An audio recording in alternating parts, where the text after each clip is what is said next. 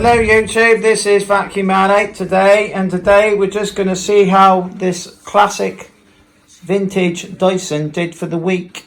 This one was a very honest machine and did a fine job, and let's see it in action.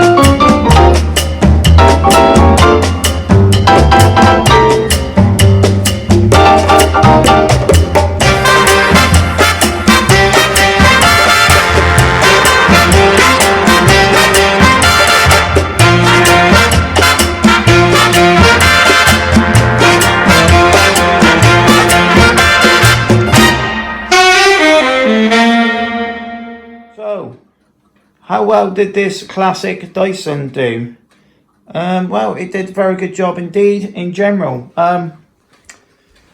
As you can see, it has picked a fair bit of fluff up. I'm actually going to continue on using this one for the rest of the day. So I do have a full house clean to do after this as well.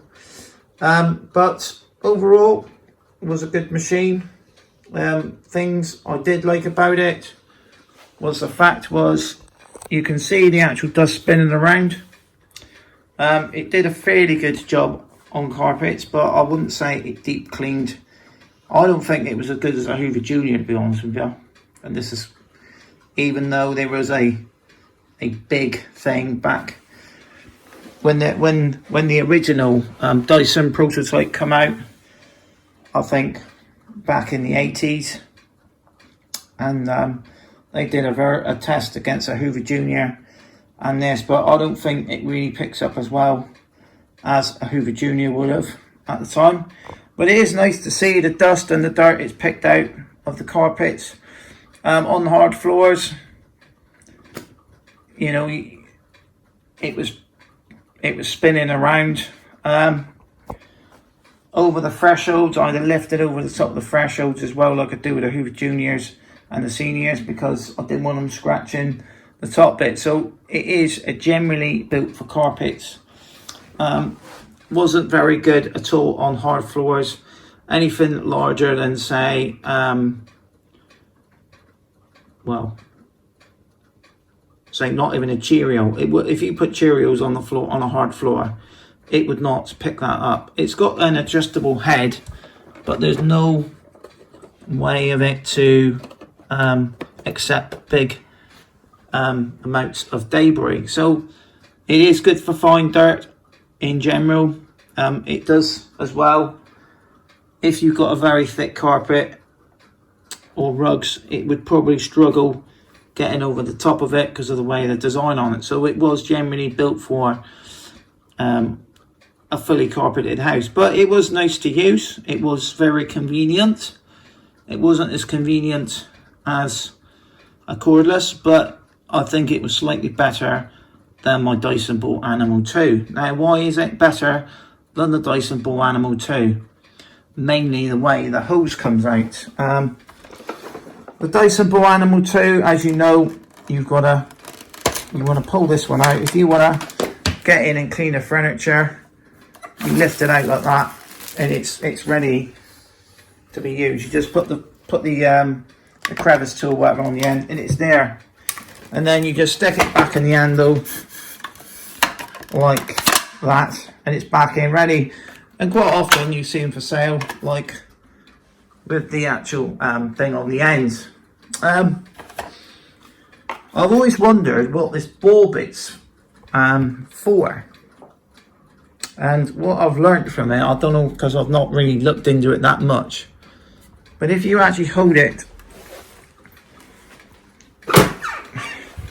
from the handle, it doesn't, it sort of hurts your wrist a little bit because the ball steers on the ball machine. But if you hold it by the ball, it sort of like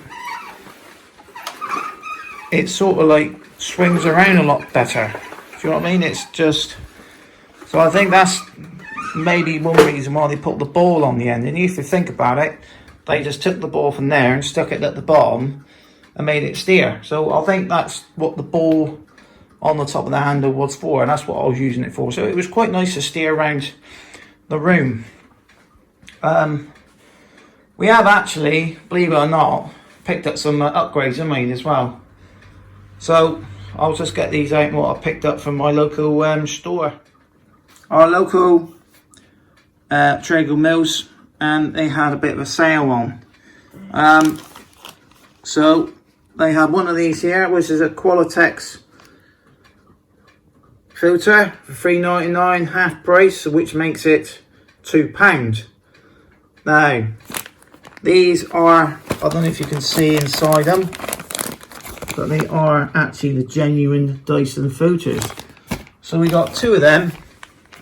So this one's actually going to have a new, because we replaced these with these washable ones. I think this one was an old filter out of the two. I think the Distill had the new one. And so we've got two new filters now. So one's going to stay in its bag as a spare, and this one, after vintage week, is going to go straight back in the cleaner. Also picked up a set of 4 Home, a Qualitex. These are quite old Hoover Junior belts. These were half price at £1.29. So that worked out at, like, you know, 60 odd pence, you know. And then we also picked up a Miele Qualitex one. So that's the AAC 30 type for the Revolution. That one was half price at $7.99, so that's £4. So we picked up some bargains. So we got some new filters for this one now. So the selling point with this one was the Bacteria Guard filters, you know. I mean, so if it's that much, how come the new ones aren't called Bacteria Guard anymore? Is it just some lie that Dyson made back in the 90s just to sell vacuums? I mean, like I said to you, you know, if this one come out and it was a pandemic, this one would be like, you probably won't get these anywhere. They'd probably be sold because people's panicking about the bacteria. I mean, is it really trapping bacteria into the filters? In this one. I mean, what we could do, we could get the UV light down and see if there is any bacteria in it, shall we? Yeah. Yeah, let's get the UV light down and see if there's any bacteria in it. It's pretty handy to have, because I bought this from Lidl's or something called, very good torch actually, but it's got a normal light on it, and then it's also got the black light on it as well. So we'll just shine this one up. Shine the filter up. We're just going to see if there's any bacteria on there now, see if the Bacteria Guard's working. Look, oh, it's pretty hard to see. I see little things moving. Could be little black bits on there. But turn it over. That's the side it's going to be on. Oh, we've got to get it on the camera, mate. Get your head out of the way. I can see the little white things moving in there. So I don't think it's really picked much bacteria up by the looks of it. Unless I've got a very clean house. I can see little white things. Yeah, that's just the thing. So I don't think it's really... So I don't know how this bacteria screen works, to be honest with you. Do you have two in this one? Because I have actually used this UV light to see if there's anything on it. So what we're going to do now... I've got two bacteria guards. Yeah, we're not doing that one. That's just dirty, that one. The other thing... So, the other thing I don't like with this one, when you open it, and you take... When you empty this, all the dust, unless you unhook it, which means they break eventually off, all the dust from the cone goes onto your bottom filter, doesn't it, all the time? Because when you lift it out, you can't keep it out and then throw it into the bin. It always comes back down, and when it knocks back down, all the dust from the cone goes onto the filter on the bottom. So that's why I think they made removable ones on the later ones, didn't they? But yeah, pretty good machine for the week. I think I have no problems. Like you say, when I did the stairs and I was moving it around, the crevice tool fell off. I think that's outside somewhere actually. Got a couple of them hanging around the house anyway. Credit to. Yeah, it's fell off, but There's a credit to. no, the dusting brush. So yeah, it's a pretty good machine.